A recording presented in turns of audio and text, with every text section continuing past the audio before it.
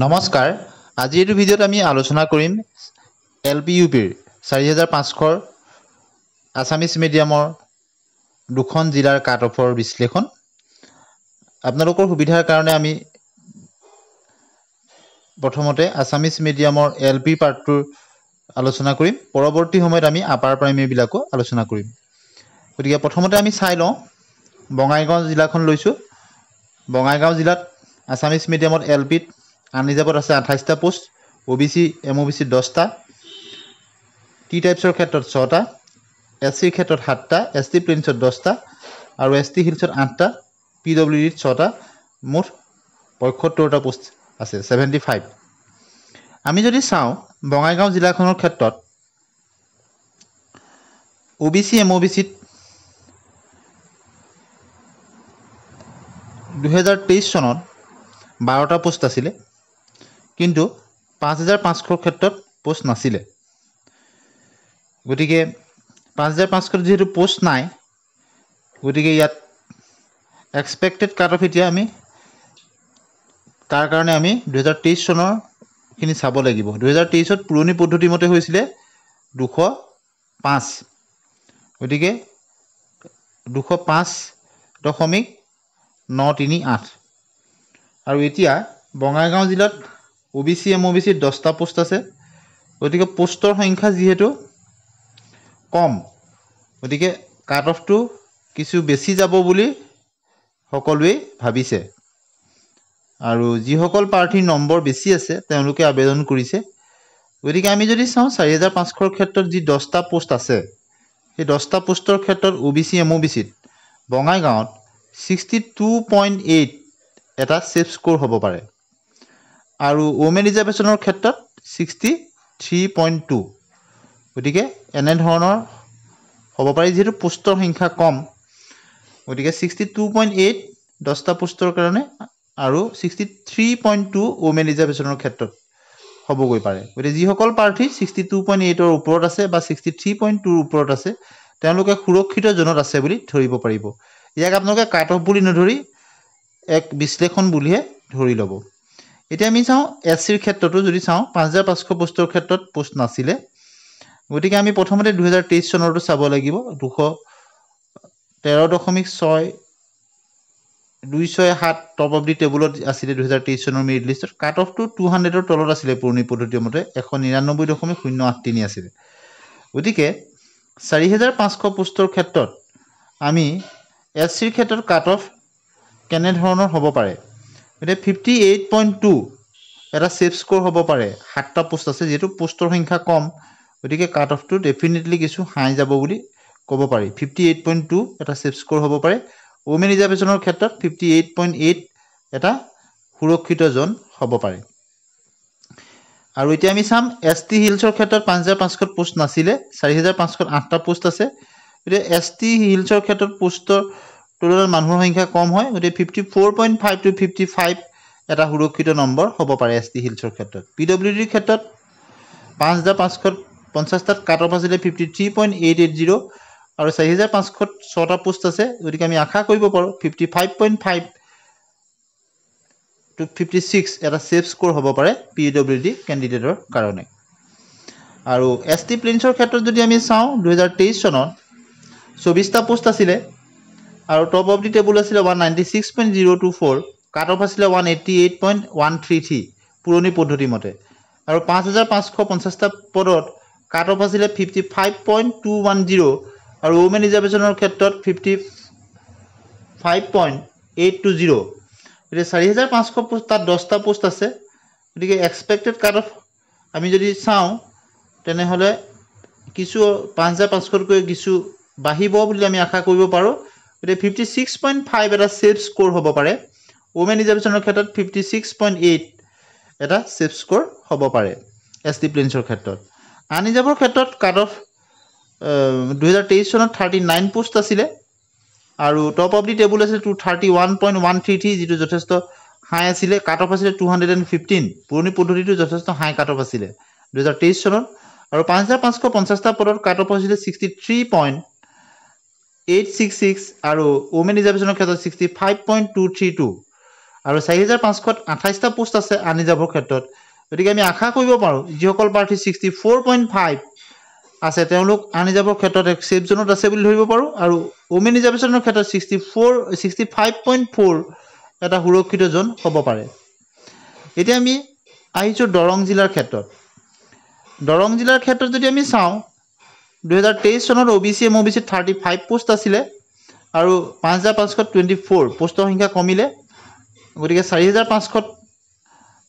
আৰু পোষ্টৰ সংখ্যা কমি 12টা হ'লগৈ গতিকে 2023 চনত 35 পোষ্টৰ কাৰণে টপ অফ দি টেবুল আছিলে 23.683 পুৰণি পদ্ধতি মতে কাট অফ আছিলে 204.481 আৰু 5550টা পদত ইয়াত OBC MOBCৰ কাট অফ হৈছিলে দৰং জিলাত 61.340 ওমেন ৰিজাৰ্ভেশ্যনৰ কাৰণে 61.704 আৰু 4500 OBC MOBCৰ কাৰণে পোষ্ট আছে 12টা পোষ্টৰ সংখ্যা কমি আহিলে এতিয়া আমি আশা কৰিব পাৰোঁ যিসকল OBC MOBC প্ৰাৰ্থী দৰঙত আবেদন কৰিছে যিসকলৰ 62.5 আছে তেওঁলোকে সুৰক্ষিত জোনত আছে বুলি ধৰিব পাৰিব আৰু ওমেন ৰিজাৰ্ভেশ্যনৰ ক্ষেত্ৰত 62.8 এটা সেফ স্কোৰ হ'ব পাৰে ইয়াক কাট অফ বুলি নধৰি এক সুৰক্ষিত জোন হিচাপত আপোনালোকে ধৰিব এক বিশ্লেষণ বুলিহে ধৰিব এতিয়া আহিছোঁ SCৰ ক্ষেত্ৰত 30 পোষ্ট আছিলে 2023 চনত আৰু টপ অফ দি টেবুল আছিলে পুৰণি পদ্ধতি মতে 212.100 আৰু কাট অফটো 200ৰ তলত আছিলে যিটোক ডেফিনেটলি আমি কম কাট অফ বুলি ক'ব পাৰোঁ 199.695 আৰু 5550টা পদত নতুন পদ্ধতি মতে কাট অফ হৈছিলে একেধৰণে কিছু কাট অফ কম 55.784 আৰু ওমেন ৰিজাৰ্ভেশ্যনৰ ক্ষেত্ৰত 56.863 আৰু 4500 পোষ্টৰ সংখ্যা আধালৈ কমি আহিলে 8টা হ'লগৈ আৰু এক্সপেক্টেড কাট অফ গতিকে কিছু হাই যাব পাৰে পোষ্টৰ সংখ্যা যেটো বাঢ়িলে 56.9 এজ ইউজুৱেল SCৰ ক্ষেত্ৰত এটা সুৰক্ষিত জোন হ'ব পাৰে ওমেন ৰিজাৰ্ভেশ্যনৰ ক্ষেত্ৰত 57.5 এক সেফ স্কোৰ হ'ব পাৰে গতিকে এতিয়া আহিছোঁ আমি ST প্লেইনছৰ ক্ষেত্ৰত 31 পোষ্ট আছিলে 2023 চনত আৰু টপ অফ দি টেবুল পুৰণি পদ্ধতি মতে আছিলে 214.800 আৰু কাট অফ পুৰণি পদ্ধতি মতে আছিলে 188.738 যিটোক আমি এক কম কাট অফ বুলি ধৰিব পাৰোঁ নতুন পদ্ধতি মতে কৰিলে আৰু 5550টা পদত ST প্লেইনছৰ কাট অফ আছিলে 55.026 ওমেন ৰিজাৰ্ভেশ্যনৰ ক্ষেত্ৰত 55.826 আৰু 4500 পদত ST প্লেইনছত পোষ্ট আছে 15টা গতিকে 15টা পোষ্ট একেবাৰে কম বুলি ধৰিব নোৱাৰে এক্সপেক্টেড কাট অফ হ'বগৈ পাৰে 56.5 এটা সুৰক্ষিত জোন হ'ব পাৰে যিসকল প্ৰাৰ্থী 56.5 বা তাতকৈ বেছি আছে তেওঁলোকে সুৰক্ষিত জোনত আছে বুলি ধৰিব পাৰিব ওমেন ৰিজাৰ্ভেশ্যনৰ ক্ষেত্ৰত পইণ্টত কিছু হয়তো বাঢ়িব পাৰে 56.9 to 57 এটা সেফ স্কোৰ হ'ব পাৰে এতিয়া আমি আহিছোঁ আনৰিজাৰ্ভৰ ক্ষেত্ৰত 2023 চনত 25টা পোষ্ট আছিলে আৰু 5550টা পদৰ 31টা পোষ্ট আছিলে আৰু ডেফিনেটলি 4500 পোষ্টত আনৰিজাৰ্ভত পোষ্ট 25টা গতিকে প্ৰায় সমান পোষ্ট আছে গতিকে কিন্তু আমি যদি 3 বছৰৰ চাওঁ কাট অফ যথেষ্ট হাই হৈছিলে আনৰিজাৰ্ভৰ ক্ষেত্ৰত গতিকে এইবাৰো তাৰ ব্যতিক্ৰম হ'ব বুলি আমি ধৰিব নোৱাৰোঁ যে 3টা বছৰ আমি তুলনা কৰিছোঁ গতিকে 2023 চনত 25টা পোষ্টৰ কাৰণে টপ অফ দি টেবুল আছিলে পুৰণি পদ্ধতি মতে 236.717 ডেফিনেটলি এটা যথেষ্ট হাই কাট অফৰ নম্বৰ আছিলে আৰু কাট অফত গৈ তললৈ ডিক্ৰিজ হৈ পেলাই 25 নম্বৰ থকা যিটোক আমি কাট অফ বুলি ধৰোঁ 219.219 এটা হাই কাট অফ হৈছিল আৰু 5550টা পদৰ ক্ষেত্ৰতো আমি দেখিছিলোঁ 31টা পোষ্ট আছিলে ইয়াতকৈ 6টা পোষ্ট বেছি আছিলে 2023তকৈ আৰু কাট অফ হৈছিলে গৈ 65.018 এটা হাই কাট অফ আৰু ওমেন ৰিজাৰ্ভেশ্যনৰ ক্ষেত্ৰত 66.246 এক যথেষ্ট হাই কাট অফ হৈছিলে গতিকে আমি 5550টা পদৰ ক্ষেত্ৰত আনৰিজাৰ্ভত হাই কাট অফ গৈছে 4500 পদৰ ক্ষেত্ৰত আকৌ 2023 চনৰ সমানহে পোষ্ট আছে অৰ্থাৎ 5500তকৈ 6টা পোষ্ট কমিলে 25টা পোষ্ট আছে গতিকে ডেফিনেটলি 65.081 আছিলে কিছু যদি বৃদ্ধি হয় 65.5 হ'বগৈ গতিকে এই বহাৰহে আশংকা আছে আমি কমকৈ ধৰিছোঁ আৰু ওমেন ৰিজাৰ্ভেশ্যনৰ ক্ষেত্ৰত 66.4 গতিকে ইয়াতকৈ কিছু বহাৰহে আশংকা আছে তথাপিতো আমি এটা সুৰক্ষিত জোন হিচাপে 65.5, ওমেনৰ কাৰণে 66.4 এটা ছেফ স্ক'ৰ হ'ব পাৰে। গতিকে 4500 পদত টি টাইপছৰ ক্ষেত্ৰত দৰং জিলাত 9টা পোষ্ট আছে আৰু এক্সপেক্টেড কাট অফ যিটো টি টাইপছত কম্পিটিশ্যনটো কম 55.2, ওমেন ৰিজাৰ্ভেশ্যনৰ ক্ষেত্ৰত হয়তো 55 মানলৈ আহিব পাৰে। এছ টি হিলছৰ ক্ষেত্ৰত 4500 পোষ্টত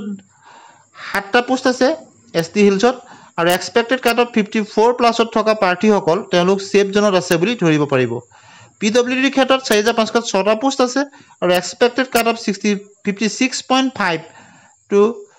এটা ছেফ স্ক'ৰ হ'ব পাৰে। ওমেন ৰিজাৰ্ভেশ্যনৰ ক্ষেত্ৰত পইণ্টত হয়তো কিছু কমিব পাৰে। গতিকে আজি আমি দুখন জিলাৰ আপোনালোকলৈ আগবঢ়ালোঁ, বঙাইগাঁও আৰু দৰং। আমি 3টা বছৰৰ তুলনামূলক বিশ্লেষণ আপোনালোকক জনালোঁ। আপোনালোকে ইয়াক বিশ্লেষণ বুলিহে ধৰিব, কাট অফ বুলি নধৰিব। গতিকে পৰৱৰ্তী সময়ত কোনখন জিলাৰ আপোনালোকে কাট অফ বিচাৰে আপোনালোকে নিশ্চয় কমেণ্ট ছেকশ্যনত লিখিব। আৰু LP পাৰ্টৰ আমি শেষ কৰাৰ পিছতেই আমি upper primary, assistant teacher, science teacher, Hindi teacher আমি দিবলৈ চেষ্টা কৰিম। অৱশ্যে বেংগলী মিডিয়ামৰ LP এটা ভিডিঅ' ইতিমধ্যে আমি দিছোঁ